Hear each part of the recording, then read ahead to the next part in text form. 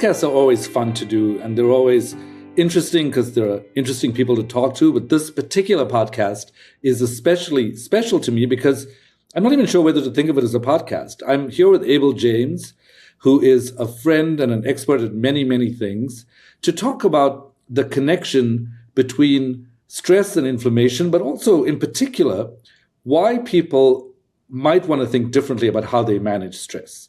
I'm a Harvard-trained psychiatrist. I am also a brain imaging researcher who currently spends a lot of time thinking about the connection between human psychology, health span, and longevity. And I call that psychogenic longevity, but don't restrict myself to speaking only about tangible things. I'm interested in the intangible as well. And I'm delighted to be here with Abel James, whom I've been meeting with for several years, talking about things as varied as music and health and life in general. Abel, welcome. And I'd love to hear sort of where you're situated in this conversation as we begin to talk about this. Absolutely. Yes. Well, Dr. Srini Pillay has been a dear friend for many moons now. I think we met more than 10 years ago and hit it off right away, just connecting on so many things. Like Srini, I have many spinning plates and many interests and eccentric areas of my life. And one of the things that I think we have in common is deep interest in how the brain works. And that for me, that started very early. I've been a musician my whole life and kind of a creative, but in college studied brain science and psychology and did some independent studies on where exactly music and creativity comes from. And that became the subject of my first book called The Musical Brain. And I continued work in health, specifically in health, fitness, and longevity. I've been hosting a podcast for almost 15 years now, and Dr. Pillay has been a popular guest multiple times and will be many times more. And one of the things that's happening now, especially in the face of AI and an increasingly virtual world, is, Srini, I'm fascinated by the fact that while we have spent a lot of time together in the physical space, that was many years ago. And we've been meeting for, I think, 5 or 6 years, almost every week, virtually. And I haven't even seen you for like 10 years, but we've had all of these touch points. I'm really excited that we're about to see each other again in person. That's going to be so much fun. But I think it's one of the promises of technology, despite the fact that many of us are increasingly distracted and kind of living in this chaotic online virtual world that's becoming increasingly fake as well, or non-human. There are ways to really support human relationships and friendships and professional events and that sort of thing as well, using technology. So I think some of the things that we're going to be talking about today are especially relevant now because I don't know a single person who's not confronted with more stress than ever in their lives. It's an uncertain time. So how would you like to start this off, Srini? Well, I was thinking one of the reasons that we're having this conversation is to give people a taste of what they could have at our in-person event that we'll be having at Amrit Ocean, to see if this kind of conversation is something that could actually help their lives move forward. And I think for me, one of the big things is when people talk about, firstly, I have a pet peeve about the whole longevity subject, because I feel like people are getting milked on the hope of longevity without the data really supporting that. Meaning a lot of data shows that, in fact, human lifespans are getting shorter. And so maybe it's more important to think about how to live healthily into old age, to talk about health span rather than longevity, and to have that kind of honesty. But also, one of my pet peeves when I hear people talk about this is this kind of generic advice, as if there's nothing under the surface, like, sleep well and eat well. And I'm like, what? Like, sleep well and eat well? Like, yeah, I mean, what is that even? It's not even, for different people, sleeping well is completely different. For different people, eating well is completely different. I'm curious, just to get us started, you're understating your background. Abel had the #1 health podcast a long time ago for a very long time. And I think part of it was your innovation in bringing the truth out to the public. I And, hope so. Yes. and it's kind of a shame that should be an innovation. I know. But I think you and I have connected a lot about, like, why don't people just say what they think the truth is? Why does everything have to be, sold as an agenda? And I'm interested to know, when you started your podcast, was that something that was consciously on your mind? And do you think anything's changed since then? Absolutely. What a wonderful question. Because in many ways, I started the podcast out of anger. I was misled into becoming unhealthy in the pursuit of health. So it was by following my doctor's advice, who was, by all accounts, a very well credentialed and well paid and well known doctor. In fact, when I was living in Washington, D.C. as a consultant after college, that was the first time I had excellent health insurance. They called it Cadillac insurance. Nice. And I used it, and I used it to try to prevent the issues that had popped up in my family, from high blood pressure and heart disease and all sorts of various things that pop up in almost everyone's family. The problem was, once I started following his advice, which was, I was still running about 30 miles a week I'd been a lifelong runner.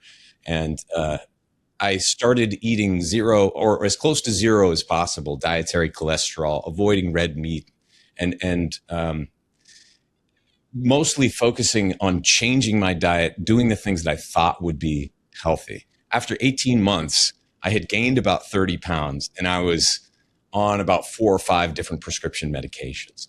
And it took me losing everything in an apartment fire and looking at myself in the mirror and realizing that I had the body of a man in his 40s or whatever, overweight, inflamed, with all these problems. Not in spite of the fact that I was trying to be healthy, but because I was trying to be healthy. And once I realized what exactly was going on, I started following much more reasonable advice based on ancestral health and these other proven principles of health and fitness. I got to single digit percentage body fat. So basically like ripped 6-pack, the unbelievable shape within just a few months, doing the things that my doctor said would stop my heart and kill me quickly. And so then I started hitting all these personal bests in marathon running and running 10Ks and that sort of thing. So interviewing people who were outliers became just a fascination of mine. People who had lost 100 pounds and kept it off for more than 5 years was kind of like the first round of interviews that I did. And then, I kind of continued talking to all sorts of different people, doctors, researchers, scientists, professional athletes, and creatives as well, people who have been on the road their entire lives, who use their body as an instrument and need it to be in great shape in order to perform and to be at their best. And so that's led to over 500 interviews on my own show and a bunch of different series and documentaries, and starring on a TV show on the ABC network years ago, and many, many other strange adventures over the years. But it's been what an incredible education in the world of health, fitness, and true longevity, like you're talking about. Not just saying generally, well, yeah, you should eat well and sleep well. Like anyone can say that and anyone can do that, but it's not useful at all. Going down these rabbit holes and having honest conversations with eccentric geniuses is an incredible way to learn. And I hope that there can be a lot more honest conversations about how this really works, because what's happened in the years since, the internet has changed from long form audio podcasting. When I first started about 10, 15 years ago, that was really the primary way that people listened to podcasts, to a much more Hollywoodified, media-driven, and even corporation-driven conversation.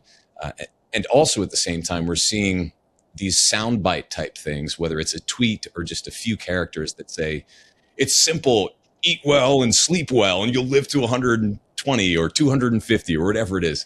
And that's just preposterous. Now, there are a whole bunch of different things that we can implement into our lives that aren't that complicated, that will get these results, but it's mostly through consistency and knowing exactly what those things are that you should be doing every day.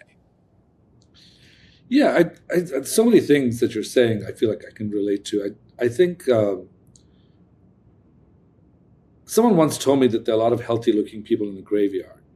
And I really sort of recognized that whatever sounds to be healthy, the storytelling behind health is so complicated because everyone within health wants to be an expert on something. And everyone wants to say, I tried this, so you should try that.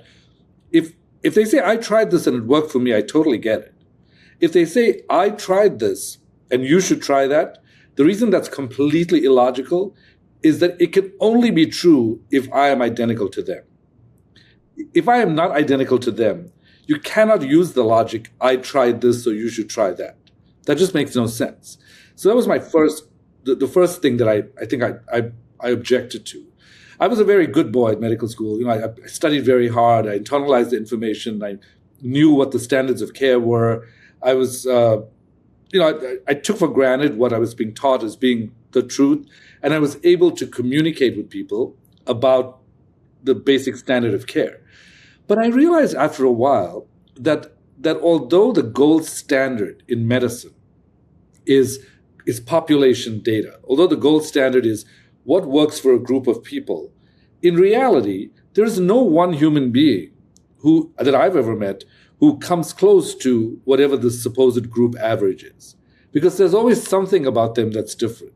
If it's not a different race, it's a different height. If it's not a different height, it's a different baseline blood pressure, a different family history, a different way of metabolizing fat, metabolizing carbohydrate. And so I started to think, okay, so let's accept that these these overgeneralizations are not really in people's best interest.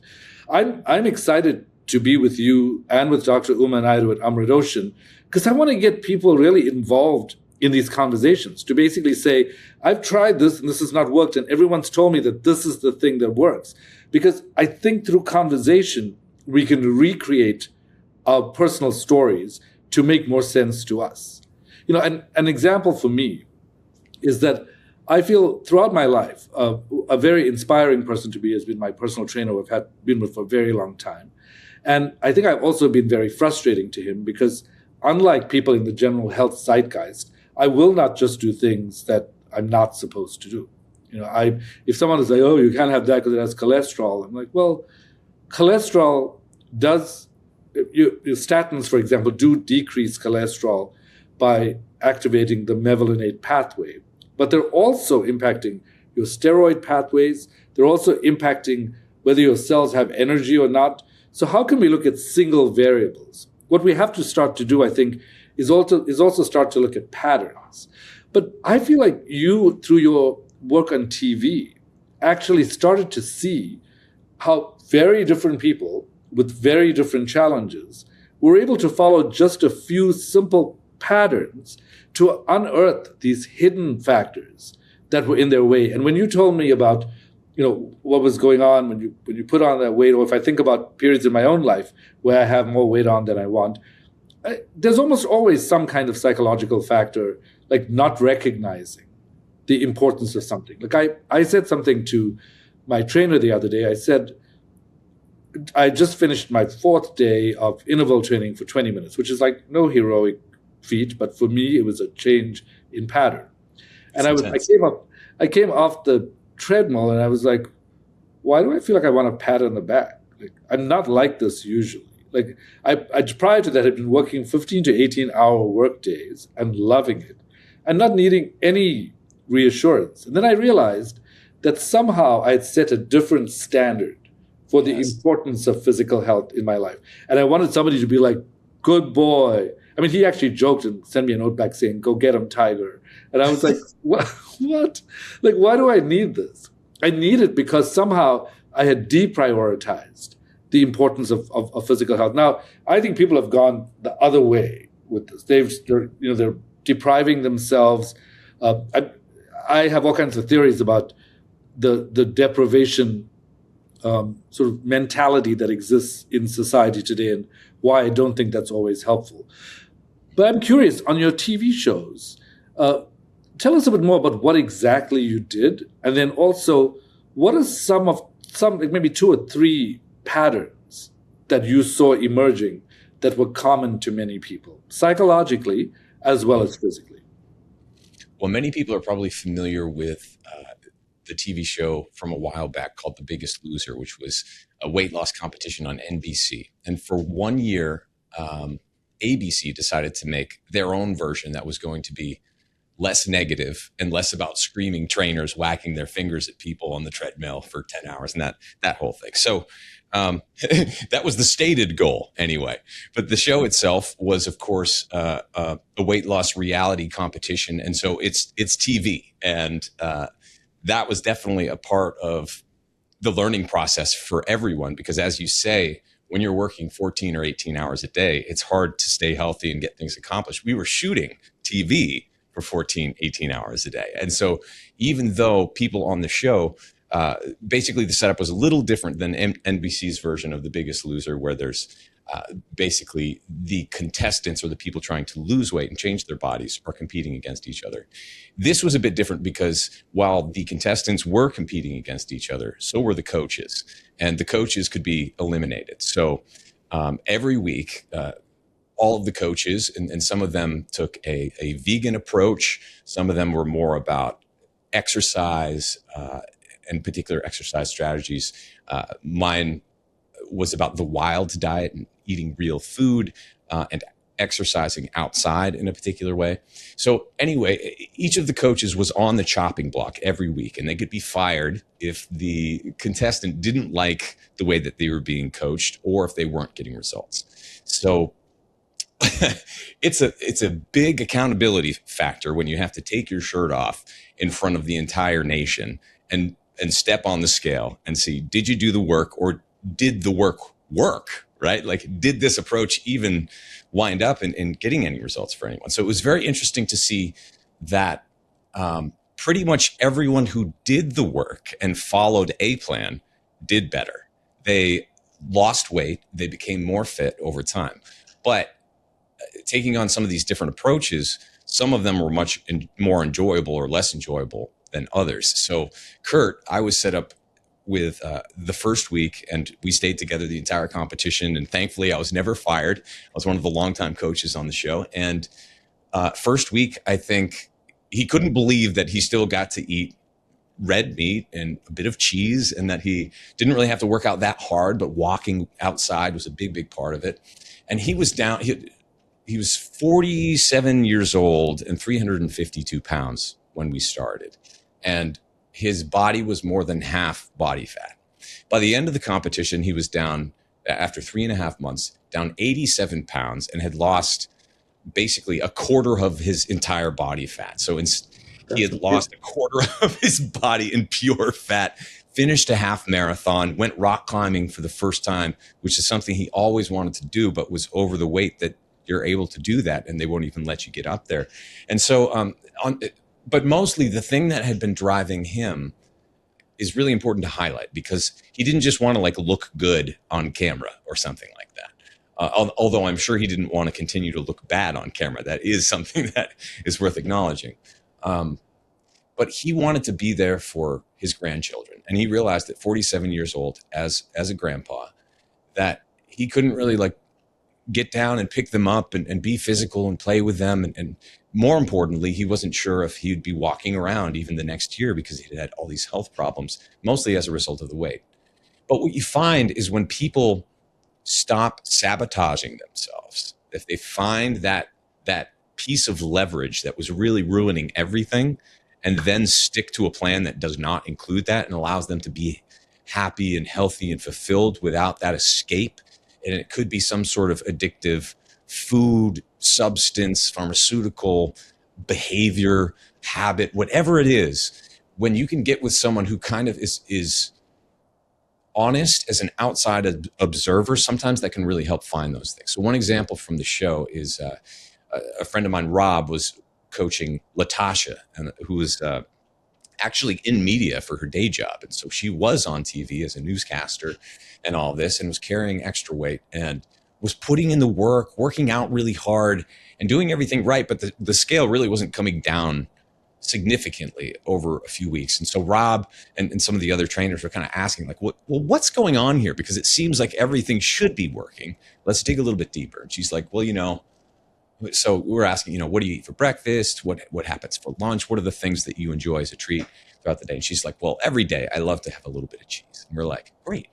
What's a little bit? And she's like, well, like a block or so. And I'm like, well, what size is a block? And she's like, the whole block. And we're like, oh, we found it. You're eating a block of cheese every day. That is definitely adding up to more calories and more fat and more energy than you ultimately need for this sort of process. And here are some better ways to meet your macros and give you more energy and also allow you to still eat the cheese, just not a whole block. And so that was one example. And there are endless examples of how this works. For Kurt, he had basically been overweight for so long and tried so many different diets and some injections as well and other things that had just kind of given him that yo-yo effect. And because he tried so hard, his wife as well, his family, and none of them really seemed to work, they just kind of became complacent and had some ice cream. It's summertime, and so they had ice cream in the freezer, and they would enjoy ice cream pretty much every night as their treat. And so finding a way for him to still eat his ice cream sometimes, but not a whole tub every night, is the difference that allowed him to lose, 10 pounds a week over and over, week after week, without depriving himself too much and still maintaining his energy. And then by the end of that process, once you've implemented a lot of those healthier habits, your tastes change, your gut bacteria changes, and your cravings change. And you start to crave the right foods and the right behaviors because something in your brain realizes that delayed gratification is more valuable than whatever you feel when you eat the whole tub of ice cream at once. And who hasn't done that, right? Like, I'm guilty as charged. We're all there sometimes. But if the difference is the people who do that as the excursion away from their norm are going to do fine. The people who just have that as their norm are going to be in trouble eventually. Well, one of the things I'm really looking to jumping into in the webinar and then in much more detail at the live event is the difference between self-sabotage and self-deprivation. Because I think so many people go from self-sabotage to self-deprivation. Now, one thing that really deserves a double click is understanding, well, most people will say, well, I do have to deprive myself of food that I actually want. And it's like, well, that can be one way you can think about it. Or you can think about it as giving yourself a gift because you can be with your grandchildren, because you can live more healthily into older age. The frame you put around it, I don't think it has to be fake, but I think it does have to be real. And it does, and you have to recognize that going from self-sabotage to self-deprivation doesn't work. There are umpteen studies showing that diets in general do not work, that people start on a diet, they can never stay on it. There are those people who sort of enjoy being mildly anorexic. And I have friends who even joke about it. They're like, oh my God, I feel like it's a compliment. And someone's like, oh my God, are you sure you're not too thin? They're like, oh, really? Like, I kind of like the compliment. And I'm like, I mean, maybe there is something funny to that. I get that.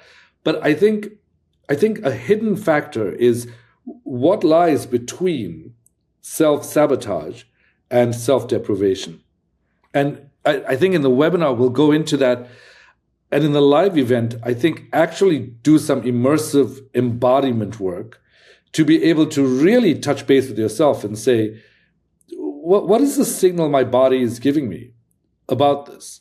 I'll give you an example. And this is sort of a frustrating example for a lot of people who are close to me. But at some point, I recognized that my weight increased because of how my carbohydrates were being metabolized. And I was never into no carbs. Because I like carbohydrates. I love rice. I like fries. So I was like, what am I going to do? Am I just going to eliminate fries from my life? And I thought, I think on my deathbed, I will not feel happier if I said, for the last 40 years or 50 years, I didn't eat fries. So I thought, well, I'm going to see what this feels like to order fries if I go somewhere and eat two. Which, of course, most people were like, stop it. Like, don't do that, because if you eat two, I'm going to eat the rest of it, and I'm not going to be able to do that. But for a long time, I was able to, and I still do, sustain like how I'm going to limit it. But I actually feel good about the fact that I've not eliminated that from my life. And like you said, there are times when I might overdo something related to that. I don't feel like I'm like a bastion of anything even close to what a perfect body would be. But I think who I am represents, I think, the struggle of a lot of people, which is how do I live a good life that feels enjoyable, that I think is a kick-ass life, not just a slightly less lame life, and at the same time really take life for what it is. Like I have friends who they, there's something about the group of people who are thin and slightly miserable that is like so unattractive to someone like me, because it's not that I judge them for being that way. It's more like I don't want to be like that, and like, do I feel happier when I enjoy my food? Definitely. Like, should everyone feel happier when they enjoy their food? No. I know a lot of people who are like, I don't really care about that. That's not where I get my meaning from. And and it's the same thing with like exercises, right? I was just looking at some of this data the other day, and actually, I'm going to do a little excerpt of this on my Instagram. But there was this really cool study which I thought was somewhat hilarious, where they looked at, why is it that when people who are obese are walking, don't necessarily get thinner, they don't lose that weight. And what they found is that the human body, if you look at how we've walked and you look at evolution, you hardly see any obesity amongst chimpanzees because they're running around on all fours the whole day. We made ourselves more efficient by just having, standing on two legs and walking on two legs. But the problem is that the body is always correcting for efficiency and regards a challenge as being something that's bad for you. So another hidden thing is, what if certain challenges were good for you? What if certain kinds of stress, like lifting a particular weight or walking in a way that was effective, was good for you?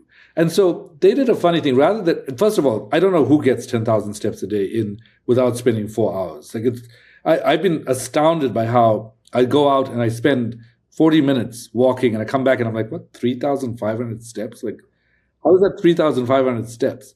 Like, who has time to do all 10,000 steps?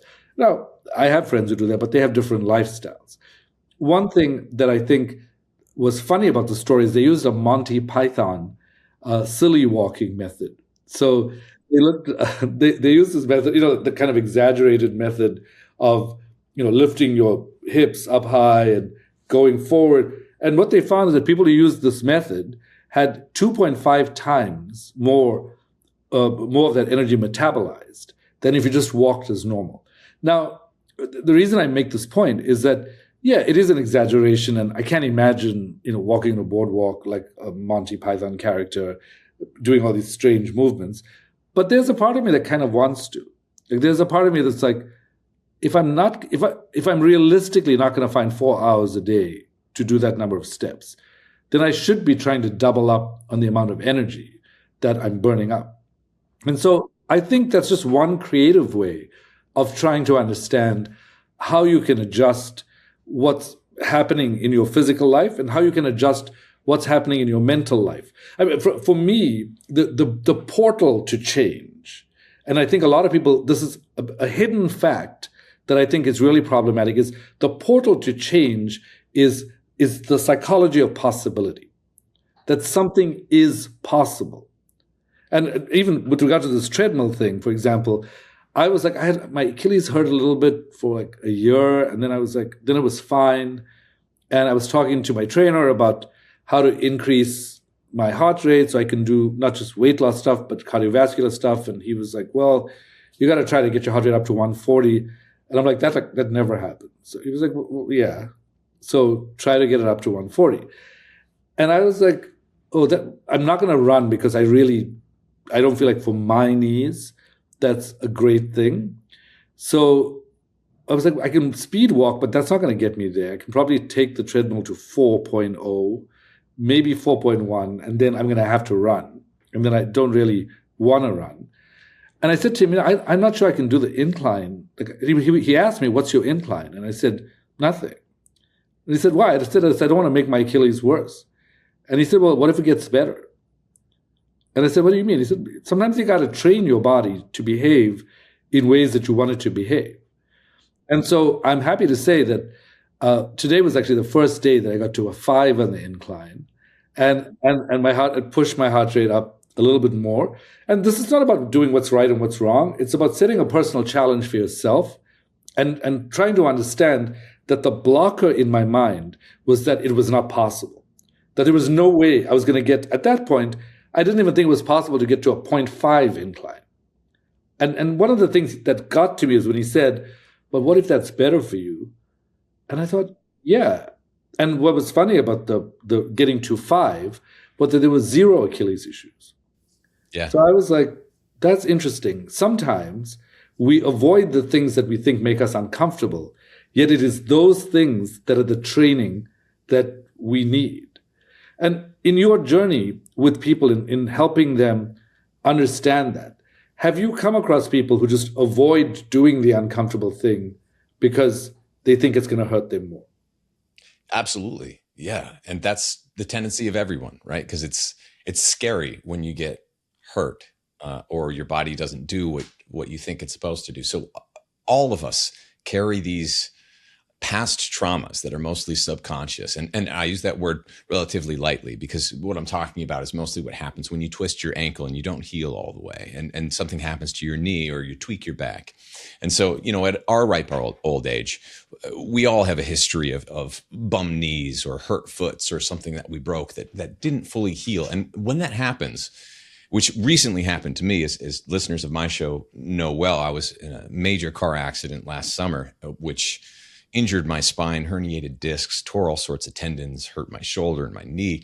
And in the process of rehabbing that and going through physical therapy and ultimately trying to regain my conditioning for running and strength training and that sort of thing, I'm still in the process of learning how to trust my body again, because it doesn't work in exactly the same way as it did when I was training the way I did before the accident and all these different things. And also, as the years go on, you need to kind of adjust your rate of training, your volume of training, and the way that you're approaching all of this to make sure that you're not destroying yourself in pursuit of some random arbitrary goal, like running or doing a triathlon or running a marathon are incredible pursuits, but if they become a lifestyle, we've seen that this can actually damage your heart and lead to a less satisfying life and a shorter life where you're just basically running on pure adrenaline and cortisol. And this is one thing that you had kind of brought up before, where they're the people who avoid that discomfort and don't work on the VO2 max or kind of sprint exercises or heavy training, that sort of thing, to exhaustion. And then there's the other side, the folks who are addicted to these endurance events and just racing and running across countries and all that thing. And that can be very cool as a challenge. But it's important to know that that is very different from long-term health and wellness. And so that middle there is where I like to live now, especially because I've been on both ends over the course of my life, and many of us have. But the thing that really I want to highlight here is that when you do challenge yourself, especially in the presence of other people who can make sure that you're doing it in a way that's safe, like with a trainer or someone who's an accountability buddy in the gym or on a run, that sort of thing, working out with other people is something that we all kind of need to do to get to this point where we're more exhausted and we've reached a level of intensity that we just wouldn't have reached on our own. So I recently just got back from a trip to Nashville. I was speaking out there and started recording for a new album. But before we started recording, my dear friend and producer said, "Hey, why don't we get a workout in?" And the guy who was leading the work, I'm like, "All right, that sounds cool." The guy who was leading the workout, though, it's like former military intelligence, total badass, jacked dude. And he's like going to Jamaica in 20 days. And he's just like, "I'm not going to wear a shirt the whole time. So let's go, fellas." And we're working out like 2 hours in the gym in the morning. And this is my first real workout in a gym since the accident, even though it's been 10 months or whatever. Wow. And so I'm just going or attempting to go rep for rep with these guys because they're a little bit older than me, but they have been doing this workout like 4 times a week since January. So for months and months and months. And I'm going in there as kind of green and I'm compensating because I'm still not like fully back in action. But having them be there as kind of like the I guess to model that these guys, so one of them, my friend Denny, is almost 70 years old and he is crushing these workouts. And the other dude is in his 50s and he's crushing them. It's just like, man, I'm 41. Even if I am a little bit beat up and not all the way back, I should be going rep for rep with these guys. And so anyway, like over the course of doing that, I get so exhausted that I'm delirious in the best way possible. Kind of like the experience that you were talking about with your trainer. It's just like, oh my God, I almost feel like giddy. I'm so exhausted. I never would have done this to myself. And now I feel different. And you're going to be sore the next day, right? But it builds this confidence that when you get through one of those workouts and you're doing more, it's just like, oh man, I don't think I can get through this. But there are two guys next to you rooting you on, being like, you can do this.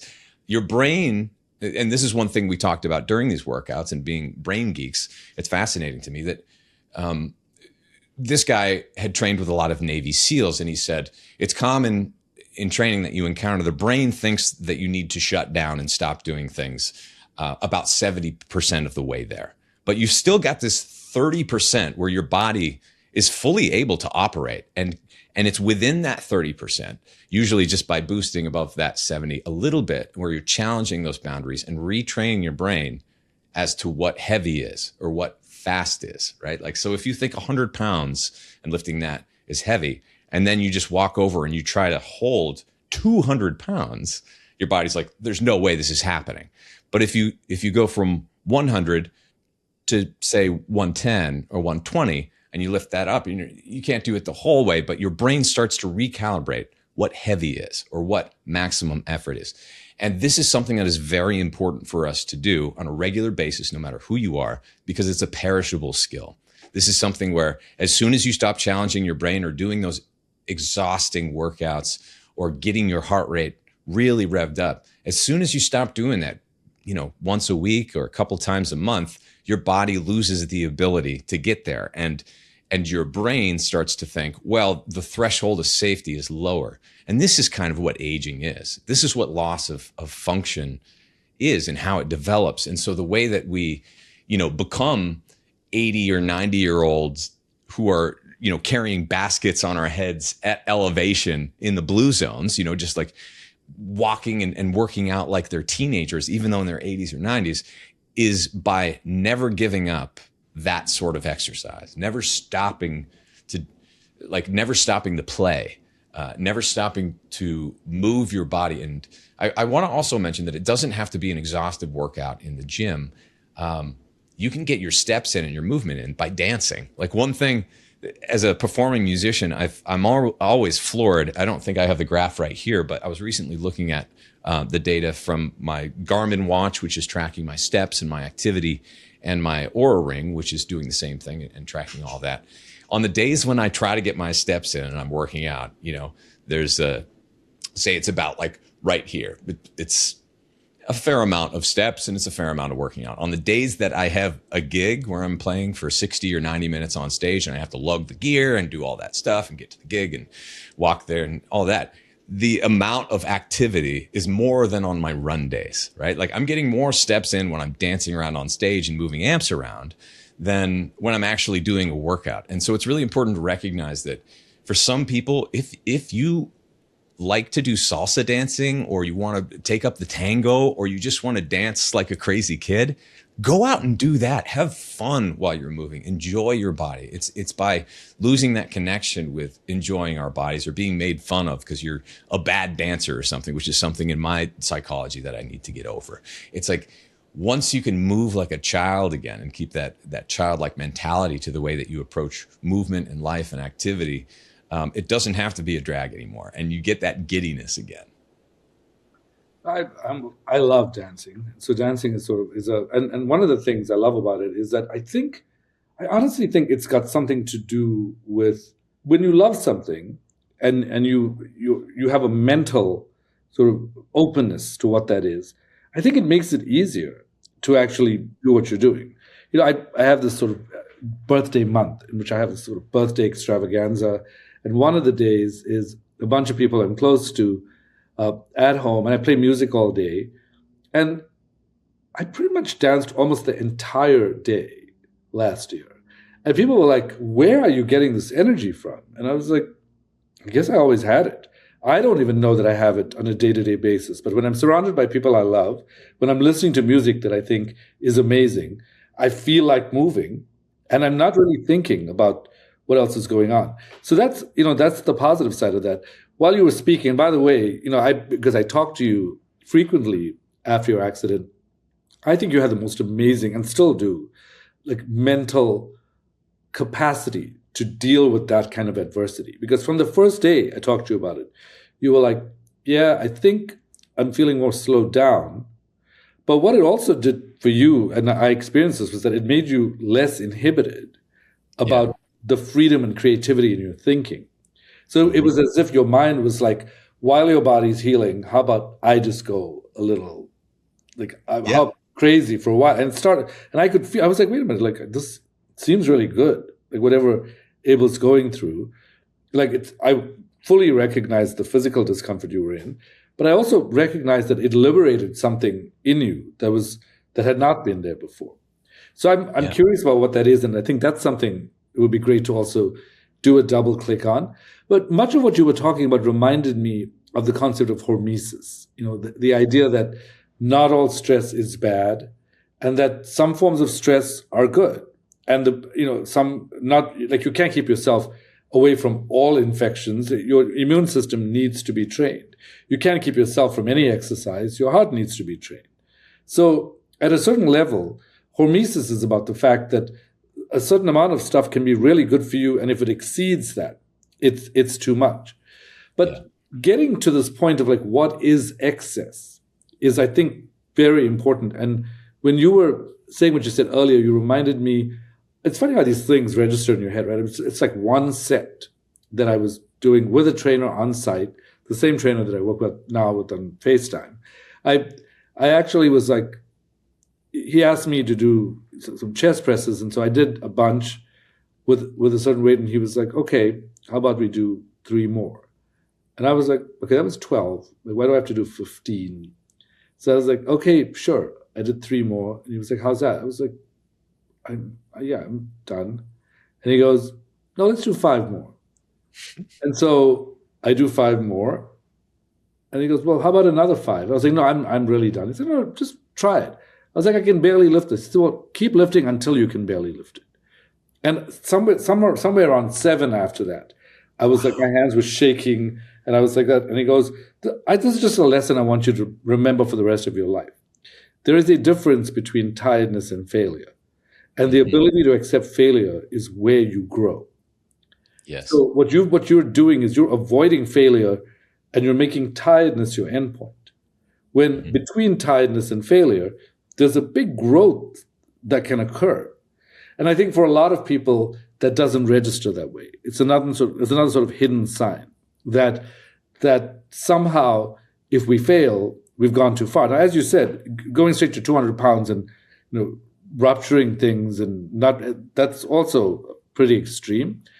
Hmm. There's nothing I think that's, like, overt, and sometimes I'll even challenge my trainer. I'll probably say, I would say 99% of the time I don't, because he understands me so well. But when he suggests a weight that I'm like, that's a little over the, like, what? And he'll be like, well, I don't know. And he said this a while ago. He was like, would you want to get, like, stronger as you get older or not? Like, what's your goal? And I was like, yeah, of course. And he's like, but in your head, you don't think that that's possible. You think that at a certain point you should just maintain something. Hmm. But in fact, you will need more muscle on you to deal with what happens when you're older. So why not start building it now? And why not get stronger now? And I feel like like for a lot of us, I had a patient today I was talking to, and he was like, I'm just not like 100%. He just had COVID, and he was like, I haven't been back to the gym in, like, more than 2 weeks, and I was really enjoying the increased muscle I had. And now I feel like I'm losing it, but I don't know why I can't get there. And then all of a sudden, all this other stuff happened. Like, well, in my personal life, I have this stress. And in my personal life, I have stress number two and stress number three. And basically, they were all interacting. So I think sometimes it helps to compartmentalize, to be like, I have these four horrible things that are going on in my personal life right now. And I'm not going to let them intrude upon the one thing I can control, which is to go to the gym for 20 minutes and hop on a treadmill or to go for a walk outside. And I think psychologically, if we can recognize that compartmentalization can help, I think it could be really important in terms of how to live a life. From my perspective, it makes a lot of sense that health span and longevity is less related to disease and more related to something that I talked about in the last webinar, which is intrinsic capacity. And one of the key factors that correlates with living more healthily into older age is vitality. And most human beings, I think we have an epidemic of the loss of vitality in society. Most human beings are dragging themselves through life. They're sitting at a restaurant. They're playing with their children or grandchildren. They're doing whatever, but there's no like being super psyched about life. There's also a group of people who are pretending to be that way, which is also sort of annoying when you're in that presence because you're like, what are you doing? Like pretending to be that vital all the time. But, there is something fundamental to human nature that I think is always energetically present. And I find that if I correct to that, I change things entirely. Like when you were telling me about the things you monitored, I am ambivalent about monitoring for a couple of reasons. One is I don't really like wearing a lot of those devices. I had a ring once that was too closely. They could adjust the software from another country, and I was like, what, on my hand? But also, I like wearing jewelry. So that's a whole other aesthetic choice in terms of what I want to do. But I do think it helps to take a look at your steps. I do think that if you want to look at your VO2 max and you're like, it's nice to know from time to time, like how you're tracking with your mental choices and physical choices with everything else. However, in relation to the example you gave, like earlier on about sleep, studies have shown that if you think you slept poorly, if two groups of people, they both slept poorly, the group that was told you slept poorly had much poorer cognitive function. Right. So somehow I think it's fine to track and it's fine to know you slept poorly. And even if I tell myself, I don't think I had the most peaceful night of sleep, I will say, and despite that, my cognition is going to be amazing because I know that it can be better, it can be better than my default state. And I think self-talk is so helpful in these instances. It helps you get the best of both worlds. You can measure, you can not be bummed out about it, and you can tell yourself you're not going to default to the mean. You're going to still find a better way of existing. From your perspective, how much in your evolution physically, how much has your mind played a role in that? And from your perspective, what have been some of the highlight realizations you've had when you were like, wow, I'm glad I have a mind like this? Which, by the way, I think a big piece of that, and we've composed songs together, so I think a big piece of that is your musicality as a human. But I'm interested to know what you've identified at the core of your being about what makes you get up every day and keep going at it. That we can grow, that we can adapt, and we can get better. We are not our identity or what we think our identity is or our limitations. And I'll just give an example from when I was a much younger man. When I first moved to Austin back in 2008, I was moving from Washington, D.C., but I grew up in New Hampshire in cold weather. And I always run hot. I like the cold. I don't really like the heat of the South. I do like the South and the people and all that, but the heat, I don't know. And so being a runner, and I was training for marathons and all that, it was coming to be summertime in Texas, and it gets hot here. Sometimes it gets to be 110 plus degrees and it's still humid, right? And so I'm just like, man, what am I going to do? Maybe I'll take up swimming or something. I'm not a great swimmer. So I did that, but I'm just like, man, I really miss running. Maybe, And I'm reading these books, and I came across the book Chi Running by Danny Dreyer, who's been on the podcast a number of times, and he's just a wizard of running, and mostly the mindset around it is what he focuses on. And so for me, one thing that made an enormous difference was instead of saying, well, I'm only going to like run on the days when it feels great and it smells great outside and it's great weather and all that stuff. No, no, no. What if instead I start to train my body to adapt to the heat? Because that's a thing too. Your body can adapt to the heat. So I'm like, what if I challenge my body to not be one of those, you know, guys from New Hampshire who I thought I was, and I, you know, actively, and I wouldn't recommend this, by the way, necessarily, certainly don't start here, but like, what if I run in at noon on a hot day in Texas and get used to just feeling okay in that sort of situation? The way that I did that was, instead of like being miserably hot, I just imagined that I was in a hot bath. I imagined that I was in a sauna. I'm like, this is sweating it all out. This is good stuff. And what happened over the course of time, and it took a few weeks, is that my body really did start to adapt to the heat. And it started, instead of just like hating every time I was sweating and feeling like miserable anytime I was sweating through my shirt, I'm just like, we're all in it. This is a swamp. It's a giant swamp. Everybody's sweating. Like, what am I worried about? And so I have, you know, people who stayed in New Hampshire or stayed in Washington, D.C. or stayed there. I'm still friends with a lot of them. When I go back, I've aged differently. I'm a different person now in many ways. And I hope to think that I'm a much better person now. Not better than them, but just a better version of myself. And a different version. Someone who the younger version of me would have made fun of or criticized because it was different or it wasn't the identity that I thought it would be. So I think this is just like a long lesson in saying that it's one of the most exciting things about life, and also something I learned very intensively after the accident, is that we can, even if we're coming from somewhere below baseline where we were injured or it's not our natural area of strength, whatever it is we're talking about. Let's talk about balance, say. If you've always been clumsy or something like that, a lot of people just say that and they drop stuff all the time and they trip and they get into accidents. But if instead of just calling yourself clumsy, what if you work on that? Because I was clumsy after my vestibular system was injured in my brain. But over the course of the next few months, training that vestibular system, putting lasers on my head to recalibrate where my eyes were and how my brain kind of tracked my location in space, and then spending time balancing, then balancing on one foot, then closing my eyes and balancing on one foot, and then starting to just walk progressively on a weird wobbly foam board where I toppled over and then toppled over. After doing that for months, my one of my physical therapists, actually several physical therapists, said, you know, you might be better after this accident because you've done all this training on balance than you were before you had a horrible concussion and got all these injuries in the accident.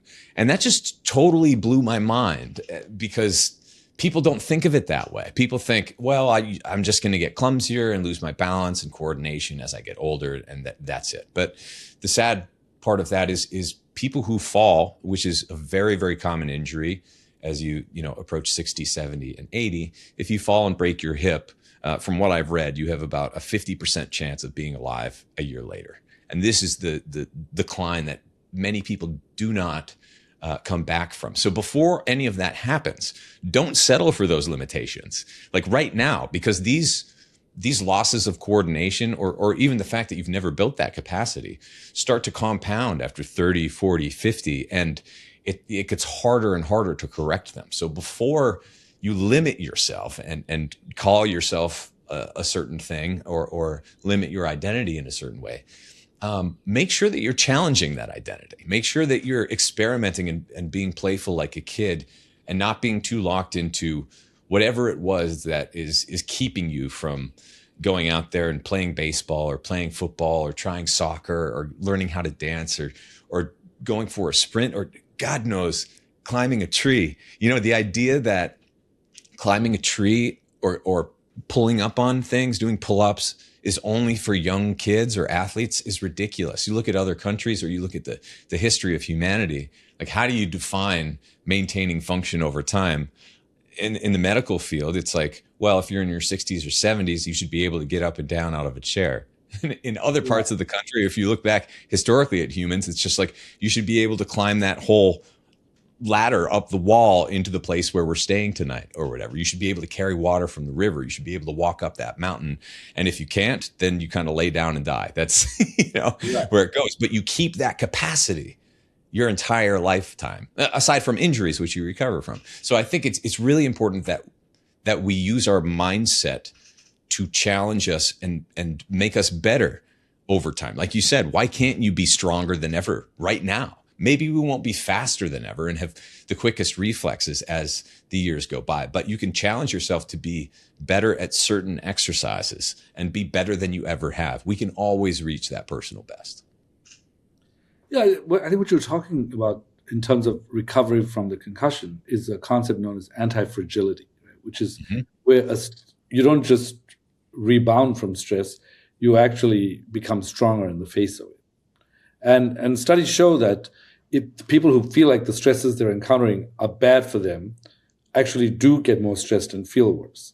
Whereas if you can say to yourself, I don't like the stress, but what I like is how it's going to help me grow. And what I like is how it's going to help me get better. I think that mindset shift is also hidden. And what I think I'd love for us to do with the webinar is double click on that and sort of say, well, where does growth mindset hide? You know, this mindset of I can get better progressively over time. And how can I have what I would call existential confidence, which is a commitment to a reality that is not, to a possibility that is not yet a reality, but that we know we can deliver on, even if we haven't delivered on it in the past. And I think that comes from committing to possibility. And committing to possibility is something that has not happened yet. Now, you might be like, well, how can I commit to something if it's not real? Well, who's ever created anything that was created before they were created? You know, anything. Central Park was nothing. Then it was an idea. And now it is this amazing structure that people can move through. It was not always a reality. It was a possibility. And what I wish people would ask themselves more is, even per week, what are 3 new possibilities per week I can be dedicated to? People are always like, oh, that's too much. Like I can't. And whenever I run any kind of seminars with corporations, I'm always slightly disheartened that people seem to have learned not to want to have dreams that are too big. Yeah. Like, oh, well, you know, I hope that the team can get along. Really? That's your peak possibility?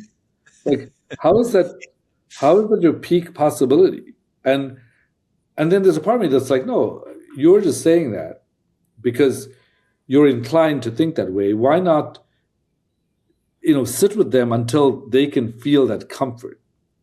And I think so many people feel afraid to want to dream, not realizing that dreams become the blueprints upon which we build our realities.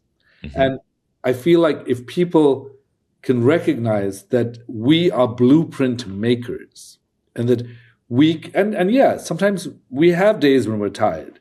Like I have days when I'm just like, I don't want to be a blueprint maker. Like I just want to get through the day.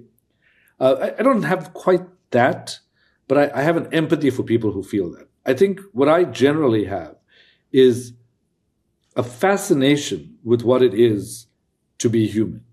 Because I think what it is to be human is a pretty funky thing. I don't think it's just, it doesn't all live in the logical brain. I had a really interesting evening, the other evening, where a very close friend of mine came over with a friend of his, and there were a bunch of people here, and everybody went out in the evening, and everybody was talking to everybody. We were having drinks and talking about things. All of a sudden, I left the group, and they were like, where are you going to? I said, I'm just going to the stairs to meet Chris, who was not there. And they were like, what? Like, did Chris text you? And I was like, no. They're like, does he come here all the time? I was like, no. They're like, but how do you know he's coming? And the door opens, and Chris walks in. Okay. Like, what are you doing here? And I'm like, what do you mean, what am I doing? I'm hanging out here. The same thing you're doing here. And he goes, yeah, but I mean, like, on the stairs. Like, were you about to go out? I was like, no, I came to meet you. It's like, but I didn't tell you that I'm coming here. And I was like, no, you didn't. Now, you could say, like, that's nonsense. It's chance. You know, 100% agree that's one possibility. You could say what Carl Jung would say, which is that was meaningful coincidence. We don't know how to explain it, but there's something there. Or you could say what I am implying, which is that if that actually is a repeatable human capacity, then we have far underestimated what our minds can do. Now, I don't make it a habit of doing that all the time, but I do have flirting experiences with this amazing thing that it is to be human. And I think most humans forget that about themselves. Yeah. They think, well, no, that's for like gurus or hypnotists or mystics. They forget that the magic of being alive is an intrinsic faculty that every human being can tap into. And sure, like let's say I went there and Chris didn't come. People would be like, well, I guess he didn't come. Like, so what? You're still testing your intuition. I had a feeling in the last week that a good friend of mine was bumming out about something. And I was like, I'm not going to text or ask, how are you? Because I know he's bumming out about this. The next time I see him, I'll just give him a hug because I know something. And so when I saw him and he said that, he was like, yeah, I went through this time. The next time I felt he was feeling something heavy, I texted him and I was like, yo, I think I'm feeling what you're feeling right now. And he goes, well, if you're feeling ecstatic and really happy that the weather's turning warm. And I was like, no, got that wrong. Like it's okay. But if you don't test yourself on that, you don't develop that capacity. It's the same thing as what you were saying about physical things. If you don't if you don't try to develop your intuition, and I think we go back to where we started, right? Like with AI and how AI is changing things. I think we both have a penchant for what it is to be human, and I think we both feel sad about the fact that a lot of human skills are going to be ignored. I think though that one possibility for us, think about it. If you are a human, which we are, and you were going to compete with AI, why would you not want to hone your intuition? It's a capacity that if AI develops it, it's going to take a much longer time. It might have machine learning and pattern recognition, but we have this kind of instantaneous ability to recognize things. What I'm saying and how it relates to health is if we are entranced by the magic of what it is to be alive, then nothing will stand in our ways. I think that the permission to experience the magical feeling of being alive is where we can all start our days. And when we get taken away from that, I think we demand that we go back to where that magic is. Because for every human being, magic is, in my mind, a God-given right. It's a God-given right to actually connect with what lies beyond the linear. And I'm so excited that in the webinar, and especially in the in-person events, we're going to get a really cool chance to be able to look at what lies in these exponential hidden spaces. And then what I hope is that people will see that there's a lot of value in tapping into the things you don't tap into in a general way in your everyday life because you don't have the time to do that. That's why I think a reset is what we all need at least every quarter to be able to guide ourselves into what this magic is. I agree. And I couldn't agree more, actually. One of the things that makes life so much more magical is getting together in person with these shared ideals and these shared kind of mental experiments. If you can walk into a room where people are open to the idea that magic exists and that we need to follow the breadcrumbs and that it's not just some corporate exercise or we're there for work or whatever, we're just kind of going on vacation. When you're connected with these other people who are open-minded like this and open-hearted as well and trustworthy, incredible things happen. And I think, I'll offer this too, because I think it is important that people know, for the most part, with some exceptions, the people who I've interviewed on the podcast, who we've had, just incredible conversations with, I have met before that. There are very few that are just a cold interview done virtually. Almost everyone I've met before, and we've had that connection, that resonance, or that we've vibed over something. We've riffed on stuff. We've ranted together. We've shown vulnerabilities to each other. We've built friendships. And it has never been more important to do those things than now. And so many incredible projects and vacations and more friendships and relationships have come out of just showing up to something where it seems like it could be magical. It seems like something really special could happen, but there's no clear reason why. It's not something that is logical in that way. It's more something that is giving yourself the opportunity to take that excursion away from your normal life, because none of us should be settling for the mundane. And the more we let computers run the world instead of humans, I believe the more mundane it's going to get in many ways. And it's by doubling down on these deeply human skills that require connecting with each other in person that will allow us to kind of find the way forward. Because right now there's never been more uncertainty, and a lot of humans are really bummed out. But we don't need to be, because we can build utopia, but we need to build it in parallel to the dystopia that's just going to happen anyway. Everything's kind of inevitable, I believe. But it's important that right now we all get together and kind of build a parallel culture and community of people who believe that there's a better version of the future than the one that most of these tech companies are trotting out for us. Abel James, I am over the moon about this conversation, but also about the upcoming conversation we have in the complimentary webinar on the hidden connection between stress and inflammation, where we will actually go into some concrete ways in which you can tap into the brain to create some of these mindset shifts that we're talking about, to be able to live a life that exposes this magic to us. Thanks so much, and I can't wait for it. Thank you, Srini.